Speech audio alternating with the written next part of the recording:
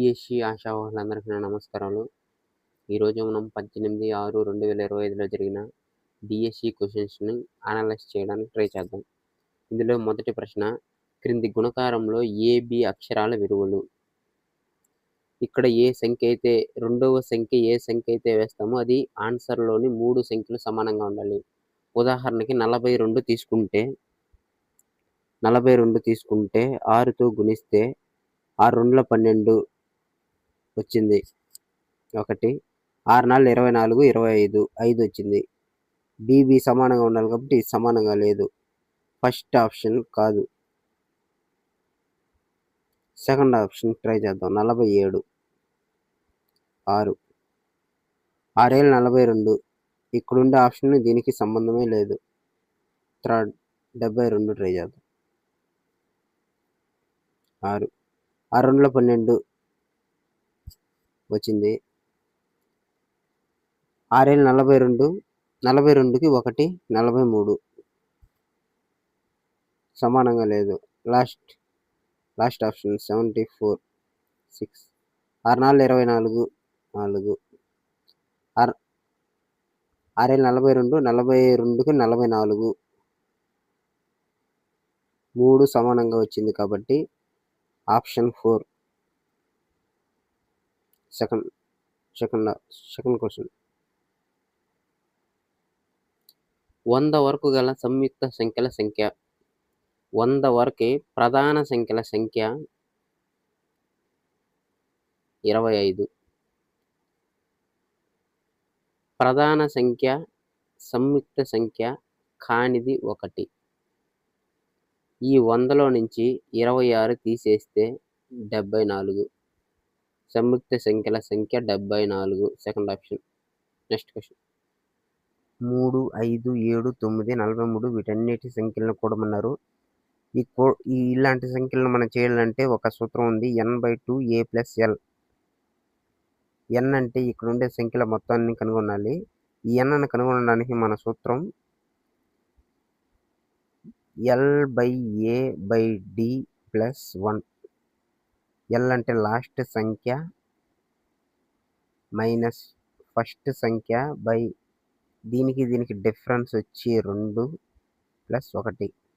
43లో 3 పోతే 40/2 + 1. 2 1 2 20 21. n అనేది 21 వచ్చింది. n అనేది మనకి 21. n అనేది 21/2. a అంటే మొదటి సంఖ్య, l అంటే చివరి సంఖ్య 43. 43 ఒక 3 46 ఇంటూ 46. 2 1 2 23. 23 into 21 21 into 20 23. 3 1 3 1ల స్థానంలో 3 ఉండే ఆప్షన్ ఇది ఒకటే ఉంది. Fourth option correct. Next question. 12,600కు సంవత్సరానికి 10% వడ్డీ రేటు చొప్పున 2 సంవత్సరానికి ఒకసారి లెక్క కట్టే పద్ధతిన అయ్యే చక్రవడ్డీ ఎంత? ఇలాంటి ప్రశ్నలను మనం సూత్రం లేకుండా కూడా చేయొచ్చు. ఒక సంవత్సరానికి 12,600 ఇస్తే దానికి 10% వచ్చి ఒక 0 పక్కన పాయింట్ పెడితే 1260. ఇది ఒక సంవత్సరానికి వడ్డీ. ఈ వడ్డీని తీసుకొచ్చి దీంట్లో కలిపితే రెండో సంవత్సరానికి వడ్డీ మీద వడ్డీ కాబట్టి ఒక 12,600 ఒక 1260 06831. రెండో సంవత్సరానికి అసలు అంత అవుతుంది. రెండవ సంవత్సరానికి అసలు అంత అవుతుంది 12,860. దీంట్లో 10% ఒక 0 పక్కన పాయింట్ పెడితే 1386. మొదటి సంవత్సరం వడ్డీ, రెండవ సంవత్సరం వడ్డీ. ఈ రెండింటిని కూడితే ఆన్సర్ వస్తుంది 6 14 1 5 6 2 2646. 2646 ఆప్షన్ 1 కరెక్ట్. Next question.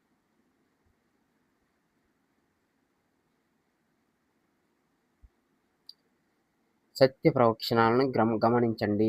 దీనిని మనం చేయాలంటే 8వ క్లాస్లో ఒక డ్రాయింగ్ ఉంది.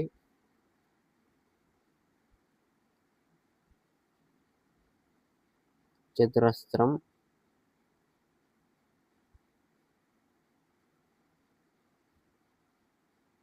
సమలంబ చతుర్భుజం, సమలంబ చతుర్భుజం,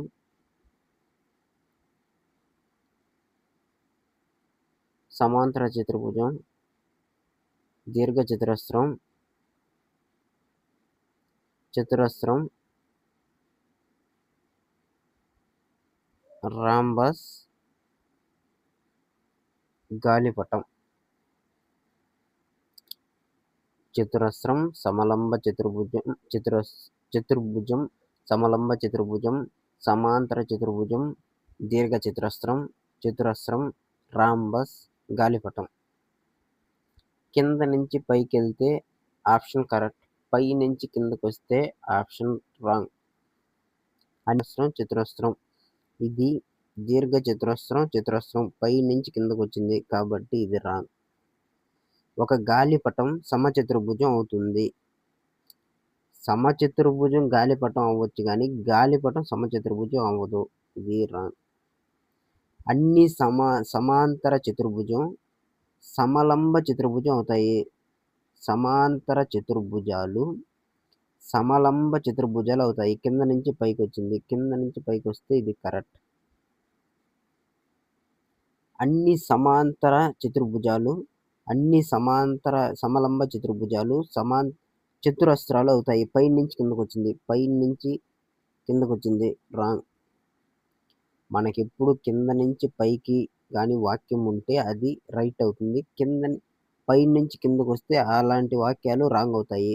ఇది పై నుంచి కిందకు వచ్చింది, రాంగ్. ఇది కూడా పై నుంచి కిందకు వచ్చింది, రాంగ్. ఇది కింద నుంచి పైకి వెళ్ళింది కాబట్టి ఈ సెంటెన్స్ కరెక్ట్. ఇది వచ్చి పై నుంచి కిందకు వచ్చింది, ఇది sentence wrong. Next question.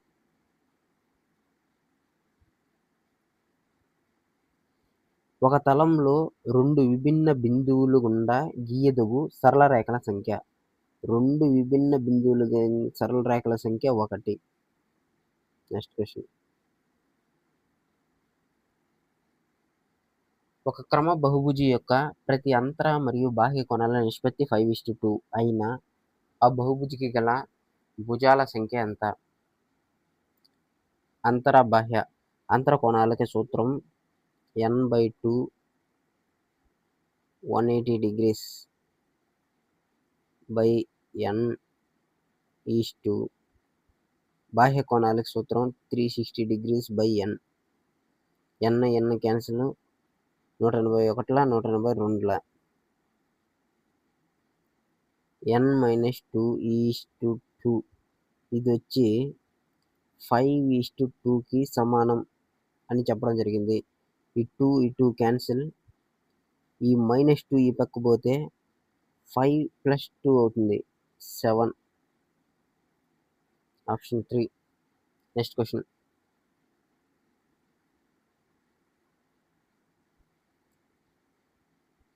ABC త్రిభుజంలో ఏబి బిఏసి సమానం అని ఇవ్వడం జరిగింది.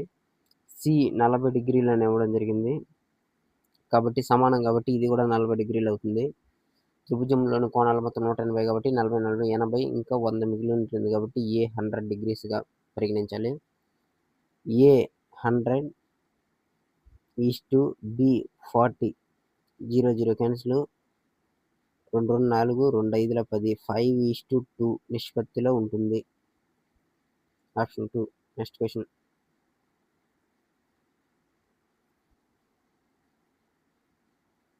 ఒక దీర్ఘగణం యొక్క పొడవు, వెడల్పు మరియు ఎత్తులు వరుసగా అయితే దీర్ఘగణం యొక్క ఘనపరిమాణానికి సూత్రం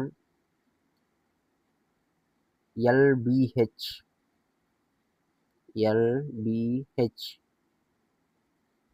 L పొడవు, వెడల్పు, ఎత్తు. దీనిని మనం వీటన్నిటిని చేయాలంటే టైం ఎక్కువ పడుతుంది. ఇలాంటి వాటిని మనం డిజిటల్ సమ్ ద్వారా చేయొచ్చు. y పక్కన ఏమీ లేదు కాబట్టి 1 ఉన్నట్టు 1 + 3 4 ఇంటూ 7 1 1 2 ఇంటూ -2 1 2లో 1 పోతే 1 4 2 8 మనకి 8 డిజిటల్ సమ్ 8 రావాలి. డిజిటల్ సమ్ డిజిటల్ సమ్ మనకి 8 రావాలి.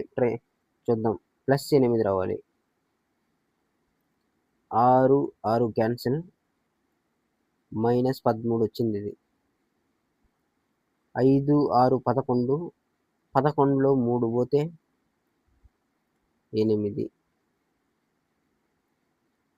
6 6 క్యాన్సిల్, ఇది 10 వచ్చింది డిజిటల్ సమ్. 6 6 క్యాన్సిల్, -7 వచ్చింది డిజిటల్ సమ్ దీనికి చెందింది కాబట్టి ఆప్షన్ 2 కరెక్ట్. Next question.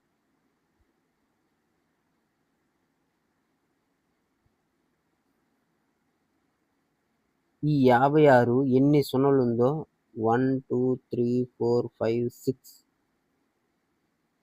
10⁻⁶గా రాయొచ్చు. అదేవిధంగా కింద మైనస్ పాయింట్లో ఉంది కాబట్టి అది మైనస్లో వస్తుంది.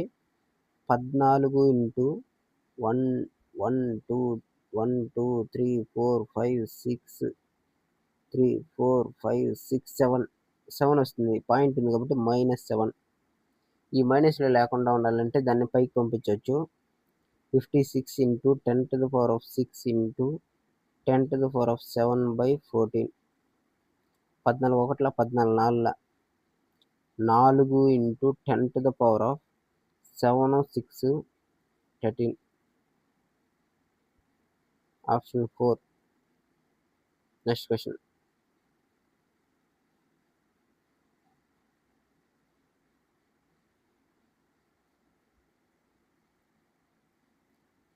p విలువ ఎంత? 2p/3 -5/7 = 3. ఈ -5/7 ఆ పక్క పంపిస్తే +5/7 అవుతుంది.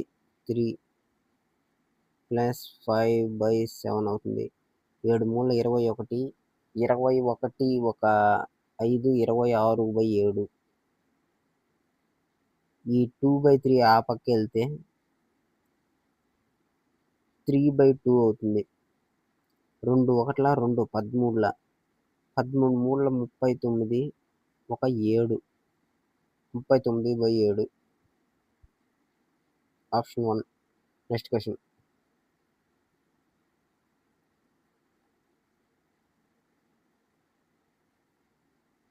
అసత్య వాక్యాన్ని గుర్తించండి. a+b². మనం ఇది కరెక్ట్గా ఉందో లేదో చెక్ చేద్దాం.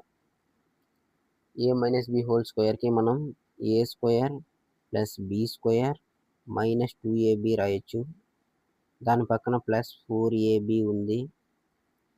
ఈ 2abలో 4ab పోతే ఇంకా 2ab ఉంటుంది. a² + b² + 2ab ఉంటుంది. a+b² సూత్రం a+b² సూత్రం a² + b² + 2ab. కాబట్టి ఫస్ట్ ఆప్షన్ కరెక్ట్. వాడు అడిగింది అసత్య వాక్యం అంటే ఇచ్చిన ఆప్షన్లో మనకి ఏ అనే ఆప్షన్ ఉండకూడదు. దీంట్లో ఏ అనే ఆప్షన్ ఉంది, ఇది కరెక్ట్ కాదు. దీంట్లో ఏ అనే ఆప్షన్ ఉంది, ఇది కరెక్ట్ కాదు. దీంట్లో ఏ అనే ఆప్షన్ ఉంది, ఇది కరెక్ట్ కాదు. ఇంక ఏ అనే ఆప్షన్ లేనిది ఓన్లీ 3. Next question.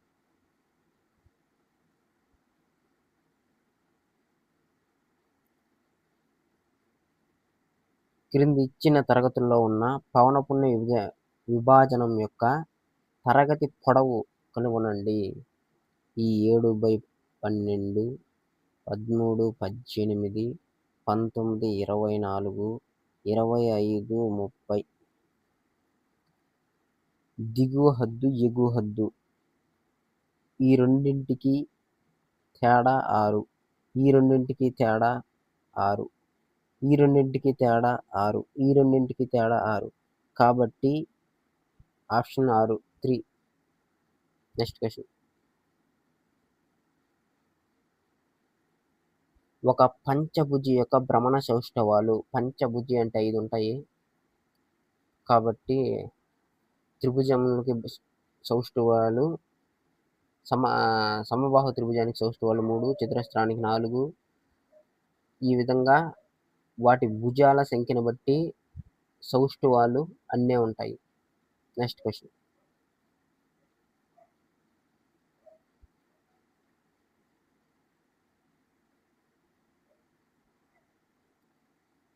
ఏబిసిడి ఒక చతుర్భుజం. ఏబిసిడి ఒక చతుర్భుజం.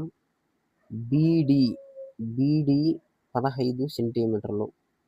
ఏ మరియు సిల నుండి పిడికి లంబాల పొడవులు ఇది 2, ఇది 3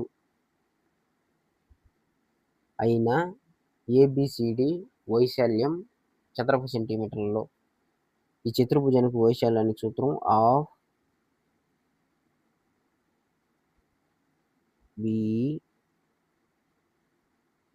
H1 + H2 లంబాలు ఆఫ్ P15 2 + 3 ఆఫ్ ఇంటూ 15 ఈ రెండింటిని కూడితే 5 వస్తుంది. 75 15 5ల 75 2 1ల 2 35 37.5. ఆప్షన్ 4. Next question. సమఘనం యొక్క ప్రతి అంచు 50 డిగ్రీలు పెరిగిన సంపూర్ణతల వైశాల్యంలో పెరుగుదల శాతం. సంపూర్ణతల వైశాల్యానికి సూత్రం 4/6a². 6ని మనం పరిగణలోకి తీసుకోకుండా a² పరిగణలోకి తీసుకోవచ్చు.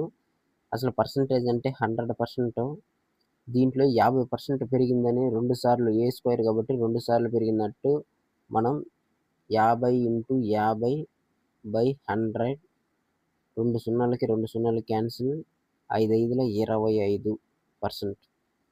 ఆల్రెడీ ఎంత పెరిగింది అడిగినారు కాబట్టి ఈ 100 ఒక 25 ఎంతంటే 125%.